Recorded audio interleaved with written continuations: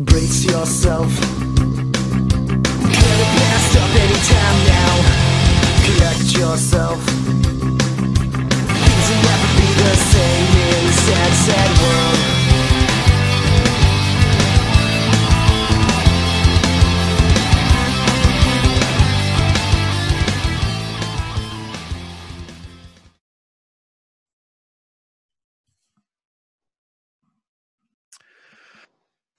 Hey everybody, Mr. Childers here. Unfortunately, the last couple of video recordings in class, there was some technical glitch, so they didn't record. So I am making these next couple of videos to get the YouTube playlist caught up on our study of Sophie's World. Sorry for the creepy lighting. With what I have to work with at home, this is the only way I can make it so that I can actually see the book.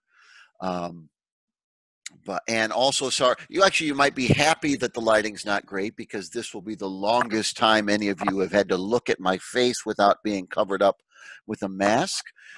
If the sight of my unmasked face does cause you to have to go into cardiac arrest, please dial 911. You can pause this YouTube video at any time if you need to dial 911 because you were so disgusted by the appearance of my unmasked face. If you're following along in Sophie's World, and you should be, so get your book out. If you've got the green copy, we're in the middle of page 36 under the header, All Things Flow. I don't have the PDF page number in front of me, but it will be within chapter 4 under the header, All Things Flow. If you need to pause the video now to go find your book, do so. Hey, welcome back. All Things Flow. A contemporary of Parmenides was Heraclitus, from circa 540 to 480 BC, who was from Ephesus in Asia Minor.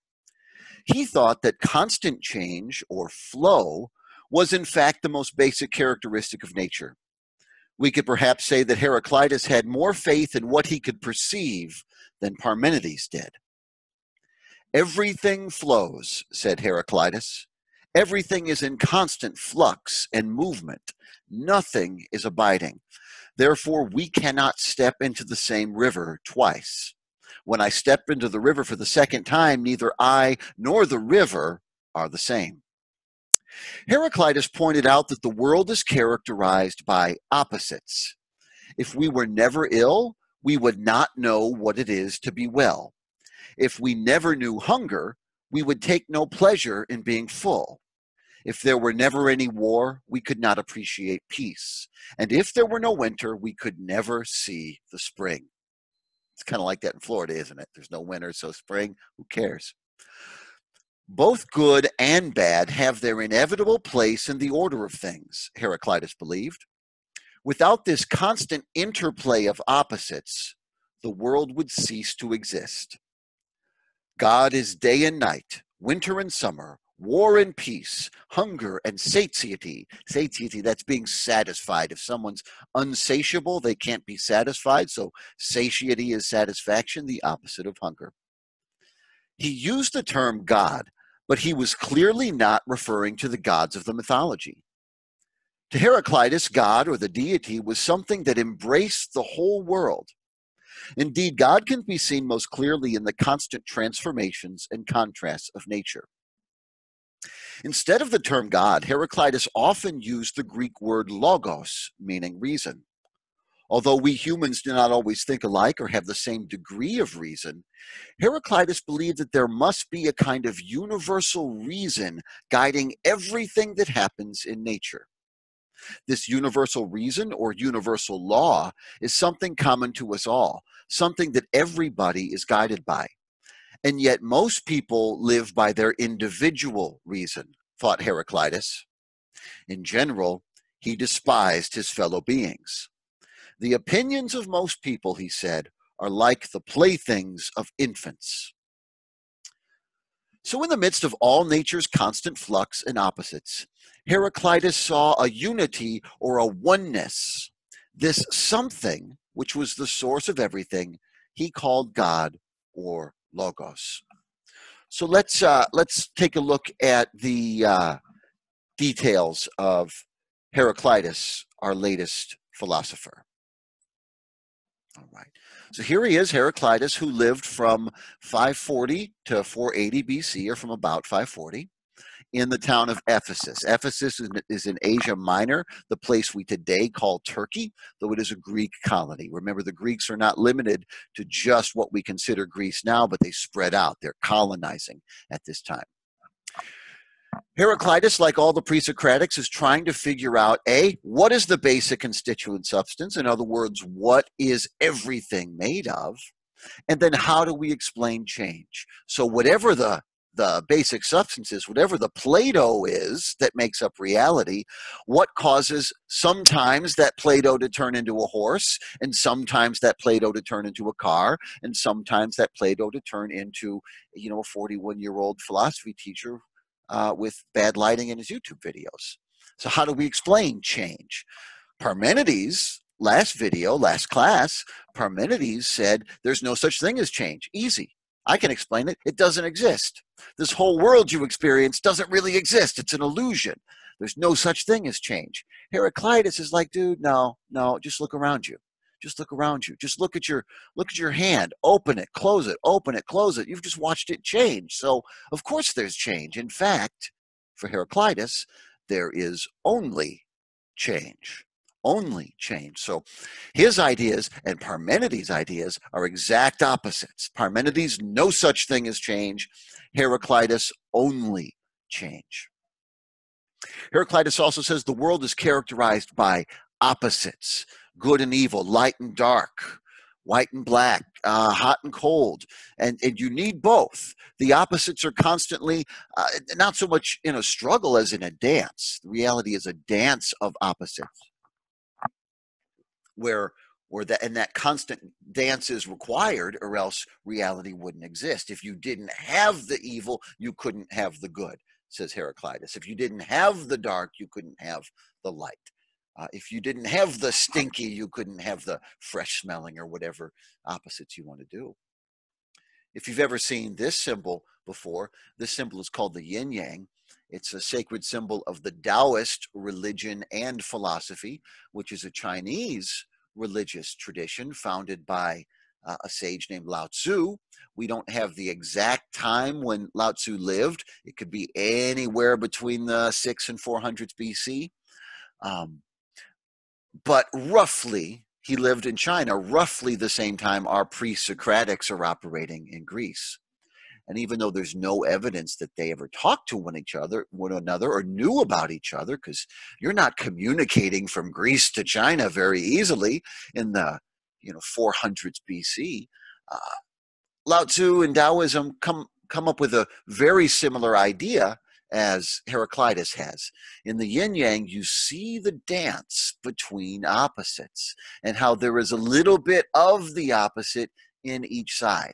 And in Taoism, one needs both opposites in this dance, or the whole reality ceases to be, just like with Heraclitus.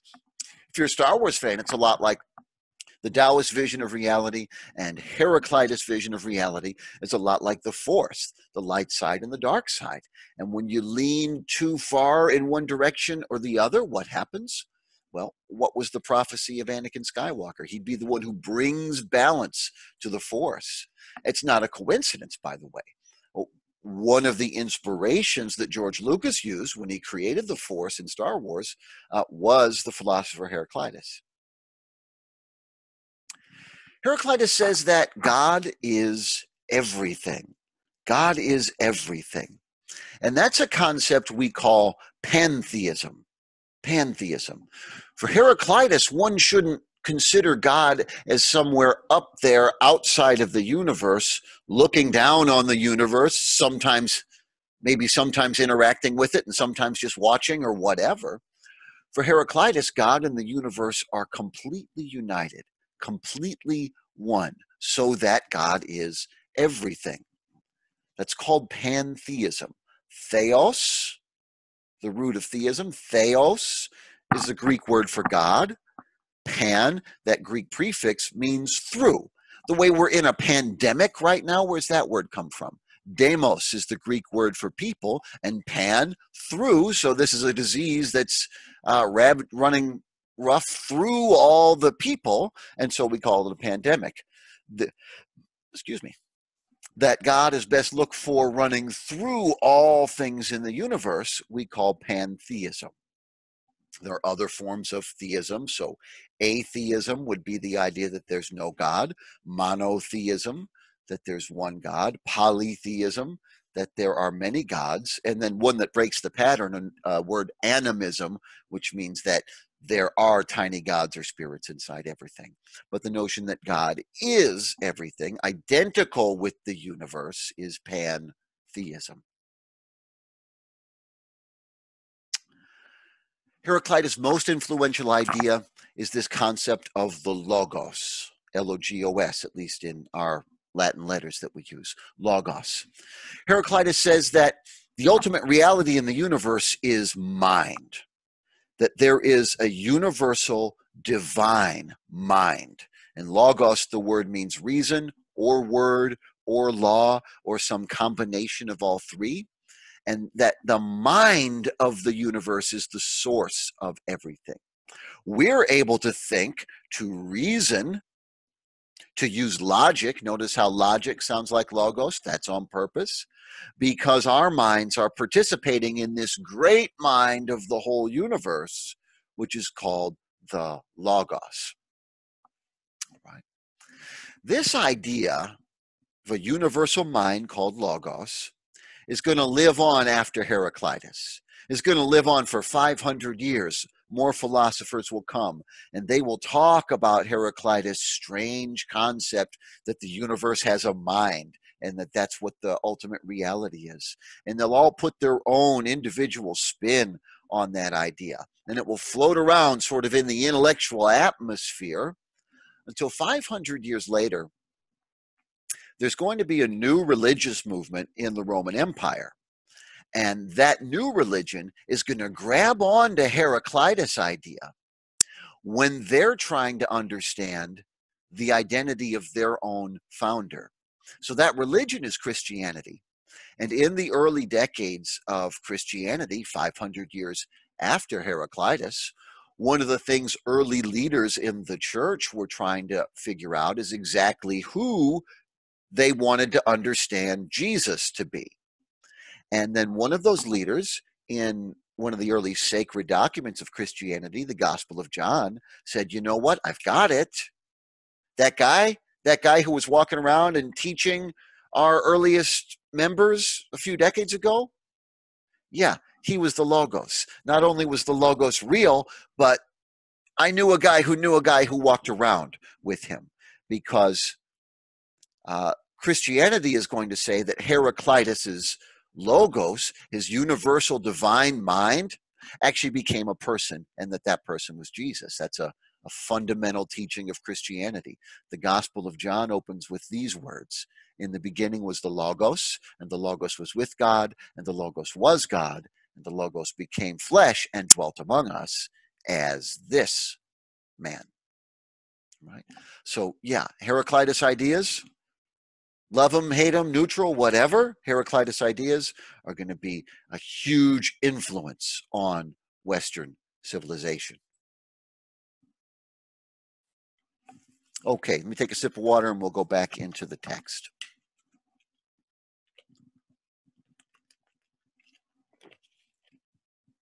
Picking up where we left off, middle of 37, if you've got the green version.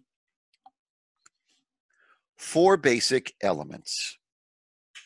In one way, Parmenides and Heraclitus were the direct opposite of each other. Parmenides' reason made it clear that nothing could change. Heraclitus' sense perceptions made it equally clear that nature was in a constant state of change. Which of them was right? Should we let reason dictate, or should we rely on our senses? Parmenides and Heraclitus both say 2 things. Parmenides says, A, that nothing can change, and B, that our sensory perceptions must therefore be unreliable. Heraclitus, on the other hand, says, A, that everything changes, all things flow, and B, that our sensory perceptions are reliable. Philosophers could hardly disagree more than that, but who was right? It fell to Empedocles, who lived from about 490 to 430 BC, from Sicily, to lead the way out of the tangle they had gotten themselves into. He thought that they were both right in one of their assertions and wrong in the other. Empedocles found that the cause of their basic disagreement was that both philosophers had assumed the presence of only one element. If this were true, the gap between what reason dictates and what we can see with our own eyes would be unbridgeable. Water obviously cannot turn into a fish or a butterfly. In fact, water cannot change. Pure water will continue to be pure water. So Parmenides was right in holding that nothing changes. But at the same time, Empedocles agreed with Heraclitus that we must trust the evidence of our senses. We must believe what we see, and what we see is precisely that nature changes. Empedocles concluded that it was neither the idea of a single basic, Empedocles concluded that it was the idea of a single basic substance that had to be rejected. Neither water nor air alone can change into a rose bush or a butterfly. The source of nature cannot possibly be one single element. Empedocles believed that in all, nature consisted of four elements, or roots, as he termed them. These four roots were earth, air, fire, and water. All natural processes were due to the coming together and separating of these four elements. For all things were a mixture of earth, air, fire, and water, but in varying proportions.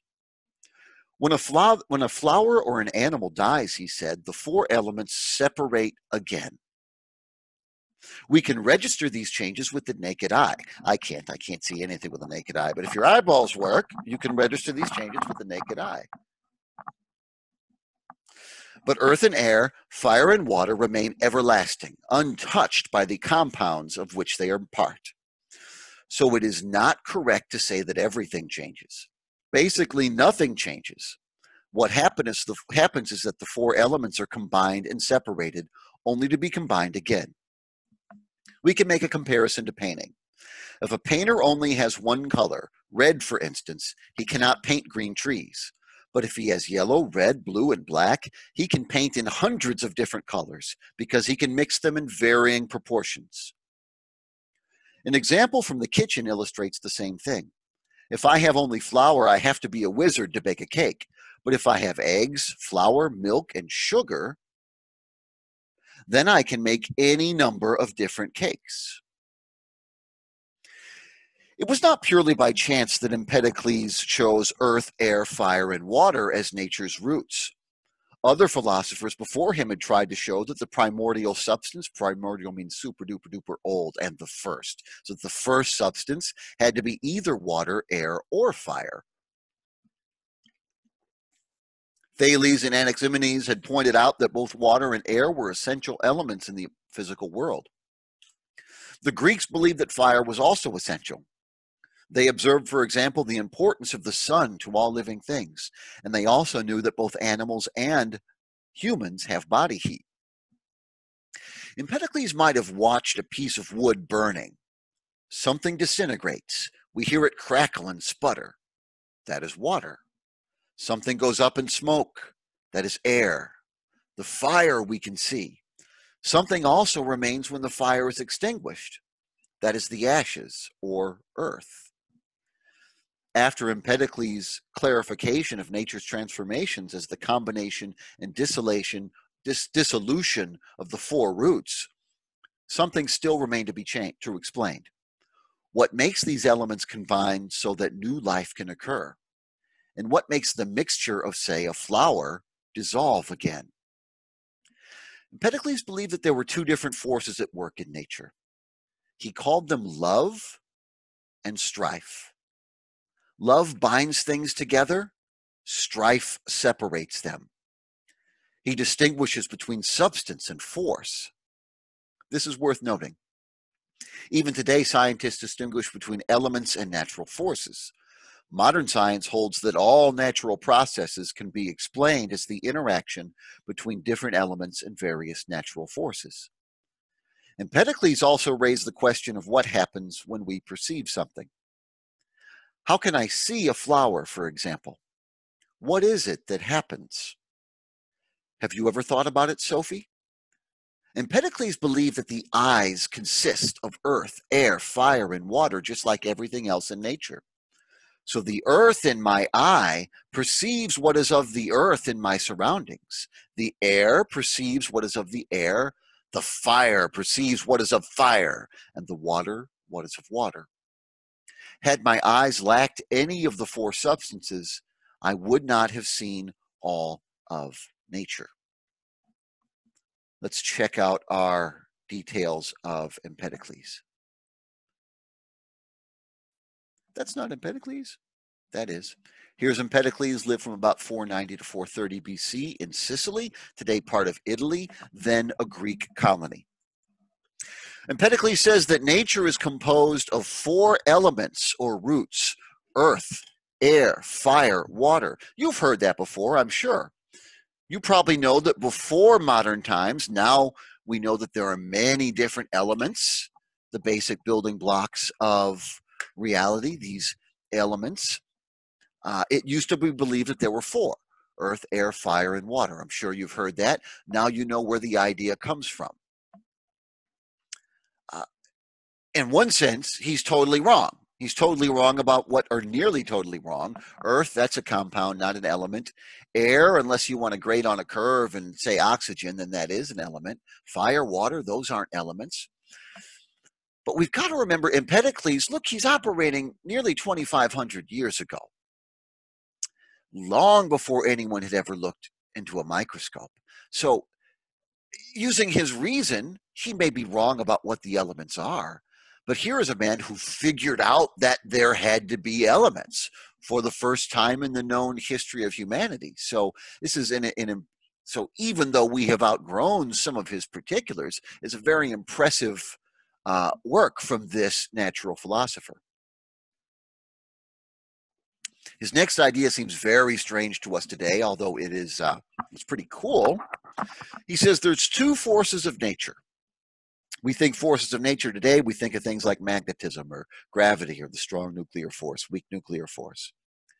For Empedocles, the two forces of nature are love and strife. What's strife? Strife is conflict, struggle. You know, we had a fight in the hallway at the beginning of last week. First time in 2 years teaching here, by the way, that I've actually seen a fight in person. We used to have them every other day when I was in high school. Well, turns out they're every bit as dumb now as they were 25 years ago. But we had strife in the hallway. Empedocles thinks love and strife are forces of nature. You know, if lightning strikes your house, you don't assume that the sky is angry at you. You know, today we think forces of nature happen just because they do. We don't ascribe personality to them. For Empedocles, there is a power of love running through everything in reality.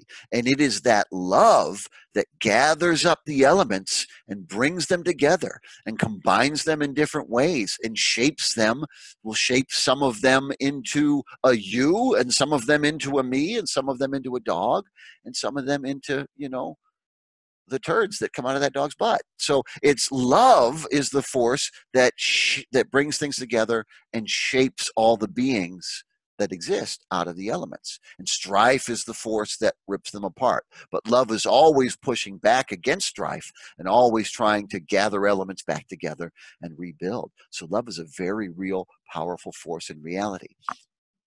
I don't know that this is particularly great science. It's not half bad. It's not half bad poetry, and I don't know that it's true, but it's a good and beautiful vision of reality. So these, after talking to Heraclitus, who was kind of a jerk, he thought everybody else's ideas were like babies' toys, and thought we were all far too dumb to even bother to mess with. It's nice to see somebody who believes in the power of love among these old philosophers. All right, so what does love do? Love brings elements together. What does strife do? Strife pulls them apart. Okay. Back into the text we go. Top of page 40, if you're in the green, under the heading Something of Everything in Everything. Anaxagoras, who lived from 500 to 428 BC, was another philosopher who could not agree that one particular basic substance, water for instance, might be transformed into everything we see in the natural world. Nor could he accept that earth, air, fire, and water can be transformed into blood and bone. Anaxagoras held that nature is built up of an infinite number of minute, that means super duper tiny, minute particles invisible to the naked eye. Moreover, everything can be divided into even smaller parts. But even in the minutest parts, there are fragments of all other things. If skin and bone are not a transformation of something else, there must be skin and bone, he thought, in the milk we drink and the food we eat. Bone.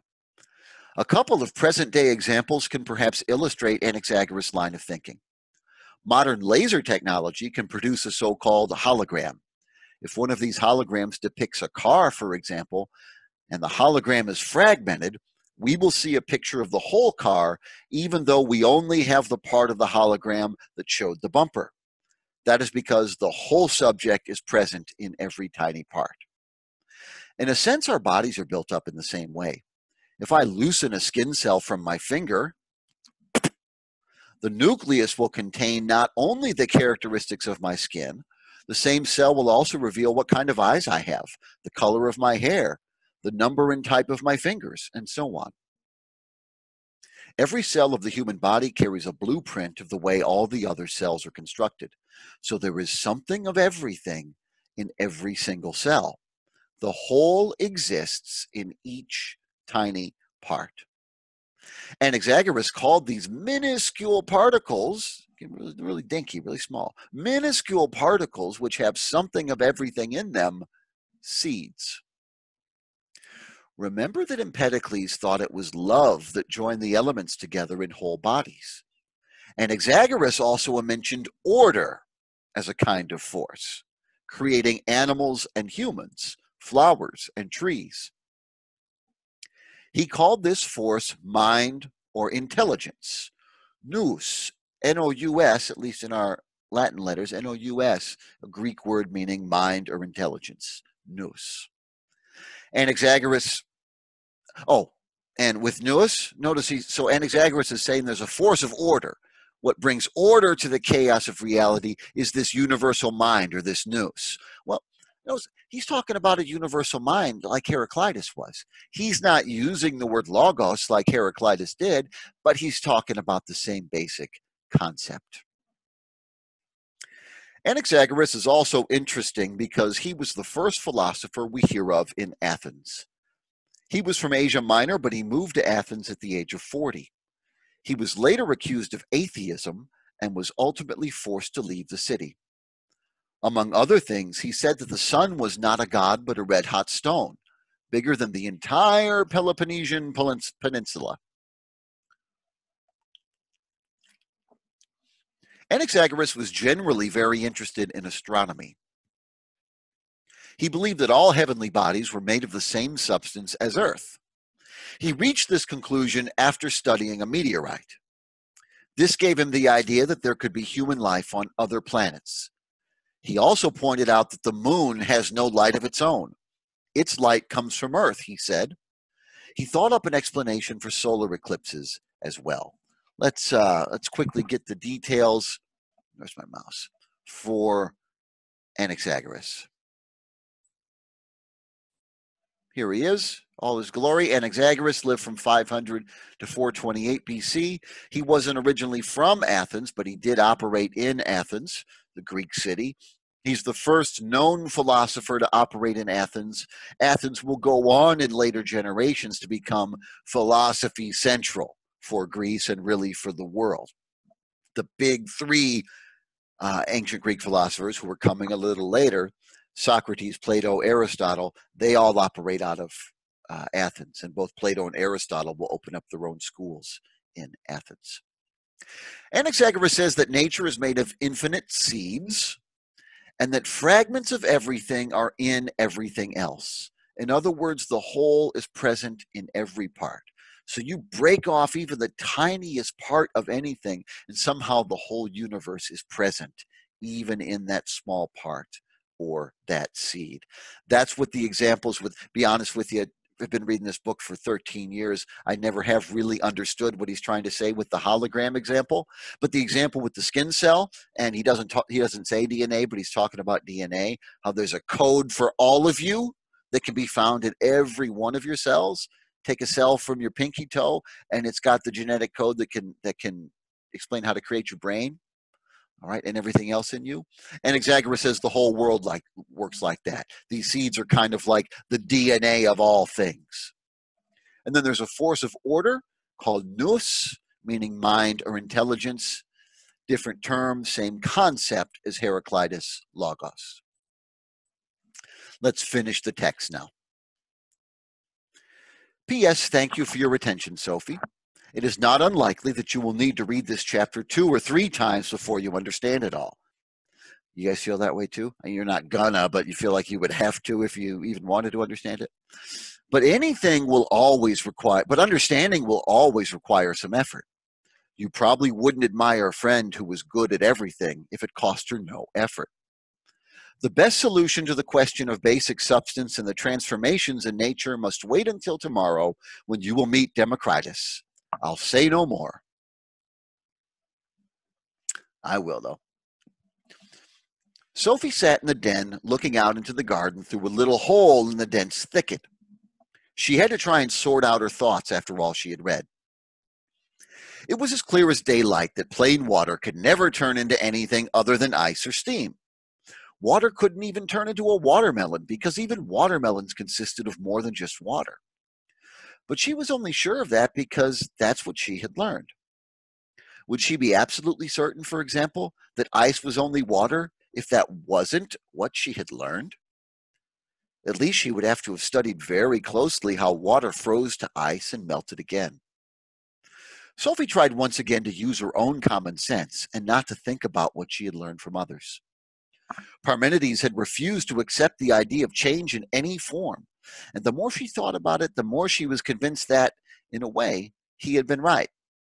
His intelligence could not accept that something could suddenly transform itself into something completely different.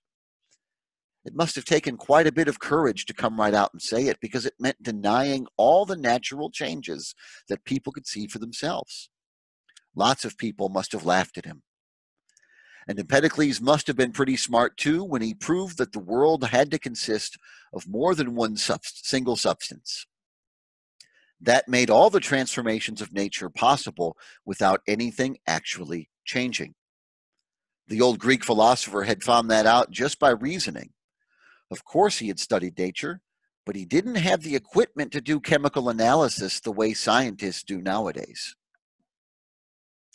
Sophie was not sure whether she really believed that the source of everything was actually earth, air, fire, and water. But after all, what did that matter? In principle, Empedocles was right. The only way we can accept the transformations we can see with our own eyes, without losing our reason, is to admit the existence of more than one single basic substance. Sophie found philosophy doubly exciting because she was able to follow all the ideas by using her own common sense, without having to remember everything that she learned in school. She decided that philosophy was not something you can learn, but perhaps you can learn to think philosophically. Friends, that brings us to the end of Sophie's World, Chapter 4. We will cover Chapter 5 in the next video. So until then, take it easy.